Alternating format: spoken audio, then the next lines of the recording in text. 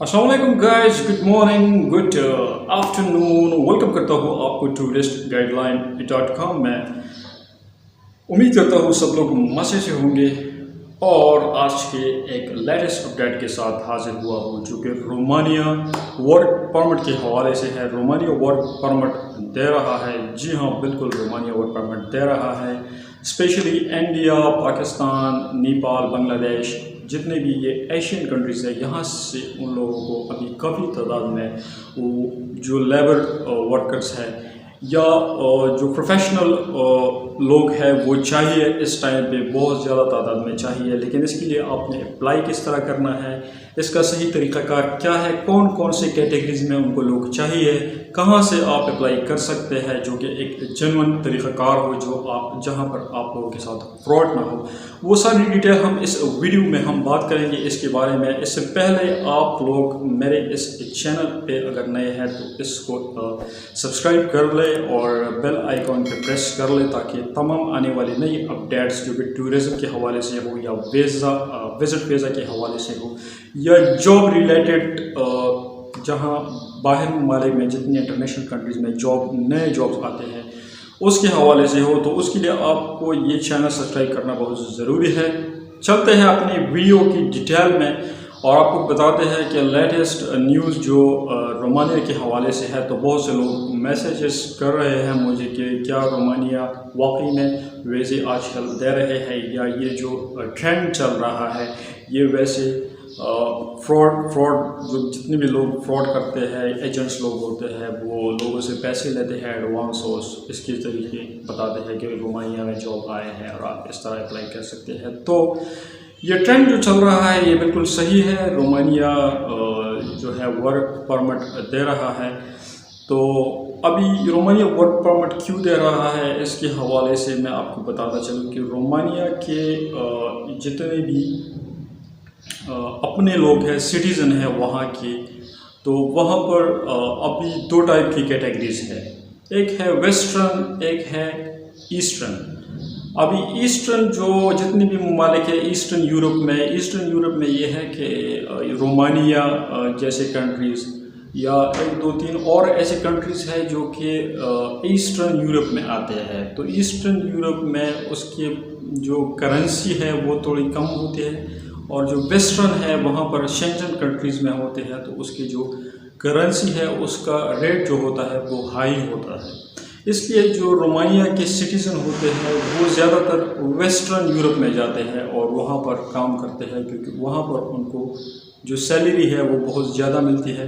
इसी वजह से वो अपना मुल्क छोड़ के वेस्टर्न जो यूरोपियन साइड है वहाँ पर जाते हैं और वहाँ पर काम करते हैं। इसी वजह से रोमानिया में वर्कर की तादाद जो है वो बहुत कम हो जाती है। स्पेशली जो हेल्पिंग साइड पे आप देखें, लेबर वर्क देखें या फार्मिंग साइड पे देखें, तो वो वर्कर्स की तादाद जो है वो बहुत ज़्यादा कम हो जाती है। इसलिए फिर वो डिमांड करते हैं ऐसे कंट्रीज से जैसे पाकिस्तान हो गया, बांग्लादेश हो गया या इंडिया हो गया, नेपाल हो गया, ऐसे वर्कर के लिए फिर वो डिमांड करते हैं, डिमांड लेटर भेजते हैं। स्पेशली जो रिक्रूटमेंट एजेंसियाँ होती है उसको देते हैं और उसके बेस पे फिर वो लोग जो नए लेबर होते हैं उसको हायर करते हैं। लेकिन इसका तरीक़ाकार आपको जानना बहुत ज़रूरी है कि इसका स्पेशली तरीक़ाकार क्या है, किस तरह हम अप्लाई कर सकते हैं और किस तरह। तो इसके फिर दो किस्म के तरीक़ाकार होते हैं। एक तो आपको अगर इनडायरेक्टली आप अप्लाई करेंगे तो आपको नहीं पता, तो आपके पास नॉलेज नहीं है या आपके पास एजुकेशन नहीं है। तो अगर आप इस कैटेगरी में आते हैं कि आपको कुछ भी नहीं पता, आप के पास जो एजुकेशन लेवल है वो उन कैटेगरी में नहीं आता, तो आपके लिए भी यहाँ पर वर्क परमिट अवेलेबल है। चाहे आप एक हेल्पर के तौर पे या लेबर के तौर पे वहाँ जा सकते हैं। तो फिर आपको इनडायरेक्टली अप्लाई करना होगा। वो फिर आप किसी कंसल्टेंट के पास जाएंगे, किसी एजेंट के पास जाएंगे और वहाँ पर उसको अपने जो पासपोर्ट है या एक जितने भी डॉक्यूमेंट्स वहाँ पर लगते हैं वो आपने वहाँ पर सबमिट करने होंगे और वही कंसल्टेंट या एजेंट आपके लिए अप्लाई करेगा उस बेस पे। या अगर आपके पास नॉलेज है, आपके पास एजुकेशन है, आप थोड़ा बहुत जानते हैं इंटरनेट के बारे में, तो फिर आपके लिए मैं यहाँ पर कुछ लिंक्स नीचे दे देता हूँ। उस लिंक के ज़रिए आप वहाँ पर अप्लाई कर सकते हैं। इस बेस पे आपके जो पैसे हैं वो भी कम लगेंगे और आपको वहाँ से ईमेल आ जाएगा। उसके लिए सबसे पहले ज़रूरी चीज़ ये है कि आपके पास एक सीवी होने चाहिए। आप अपने लिए एक सीवी बना लें। उस सीवी को जब आप इस नीचे लिंक्स में देखेंगे जहाँ पर आपकी कैटेगरी हो, मतलब आप किसी चीज़ में आपका एक्सपीरियंस हो, आपके पास नॉलेज हो इस चीज़ का, तो आप उस कैटेगरी में अप्लाई करेंगे और इसको अप्लाई करने के लिए आपके पास एक अच्छी सीवी होना लाजमी है। तो आप अपने लिए एक अच्छी सीवी जो है वो रेडी कर लें और वहाँ पर आप अप्लाई करेंगे तो आपको वहाँ से फिर ईमेल आएगा। जब आपको वो सेलेक्ट करेंगे, उस जब ईमेल आएगा तो उसमें फिर आपसे वो मज़ीद आपके बारे में जानेंगे कि आपके पास ये चीज़ें है, तो वो आप वहाँ पर अपलोड करेंगे और वहाँ से फिर आपका वीज़ा लेटर जो है वो आ जाएगा। तो फिर आप अपने कंट्री में अपॉइंटमेंट लेटर लेके, जो रोमानिया का कॉन्सुलेट होगा, वहाँ से आप एक अपॉइंटमेंट लेंगे और वहाँ पर जाके अपने सारे डॉक्यूमेंट्स सबमिट करेंगे। तो वहाँ से आपके पासपोर्ट पे एक स्टिकर वीज़ा आ जाता है और फिर आप यहाँ से रोमानिया जा सकते हैं। तो रोमानिया स्पेशली जो मैं बात कर रहा हूँ वो है, अगर आप किसी ऐसे कंट्रीज़ में हैं जैसे यूएई हो गया, कतर हो गया, सऊदी अरब हो गया, तो अगर आप वहाँ पर रहते हैं तो वहाँ पर जो इम्पोर्टेंट चीज़ है वो है कि आप वहाँ पर काम करते हैं तो आपको सैलरी परस के 1 लाख रुपये पर मंथली मिलता है। तो इसके बिना पे अगर आप रोमानिया में वही काम करते हैं तो आपको सैलरी जो है वो उसके तकरीबन डबल मिल जाती है। अगर आप लेबर कैटेगरी में हैं तो आपको 2 लाख से ऊपर सैलरी मिल जाती है आराम से। इस लिहाज से भी रोमानिया अच्छा है।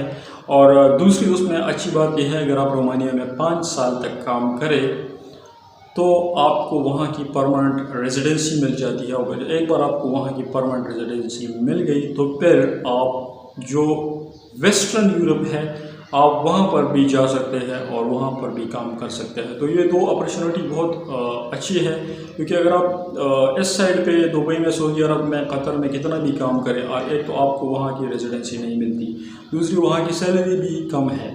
तो इसलिए जितनी भी प्रोफेशनल लोग हैं, वर्कर लोग हैं, वहाँ पर काम करते हैं, तो इसके लिए ज़रूरी ये है कि ये लोग वहाँ पर अप्लाई करें, ताकि आप वहाँ पर अप्लाई करेंगे तो अगर आप ऑलरेडी कतर में, सऊदी अरब में या दुबई में काम कर रहे हैं तो आपके लिए की बेस्ट अपॉर्चुनिटी है, क्योंकि आप ऑलरेडी अपनी सीवी में ये मेंशन करें कि मैं यहाँ पर काम करता हूँ, इतने टाइम से काम करता हूँ।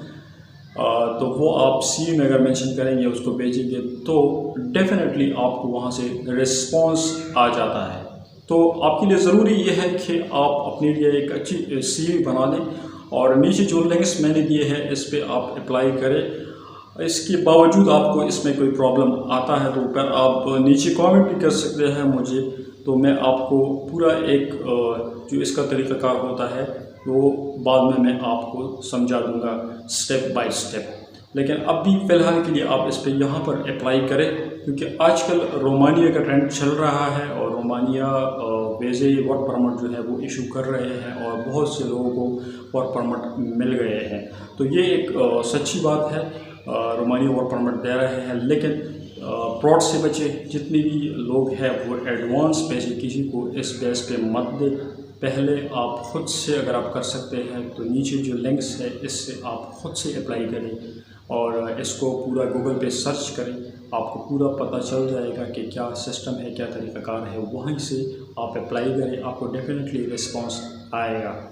और जो लोग लेबर है जिसको इतना नॉलेज नहीं है, वो सर्च नहीं कर सकते, वो फिर किसी ऐसी रिक्रूटमेंट एजेंसी जो कि आपके इर्द गिर्द हो, जो कि एक जेन्युइन हो, वहाँ पर जाके आप अपना जो भी जिसके पास भी ये फैसिलिटी हो, जिसके पास ये वर्क परमिट हो, उसको फिर आप अपना जो पासपोर्ट है और जितने डॉक्यूमेंट्स हैं वो आप वहाँ पर दे दें, लेकिन एडवांस से बचे, एडवांस किसी को मत दें। जब आपका काम हो जाए आप अपनी तसल्ली के लिए वो सारी चीज़ें एम्बेसी से चेक कर लें, उसके बाद उस बंदे को वो रकम आप दे दें। तो ये जो थी आज की वीडियो, मिलते हैं एक नए अपडेट के साथ, तब तक के लिए अल्लाह हाफ़िज़।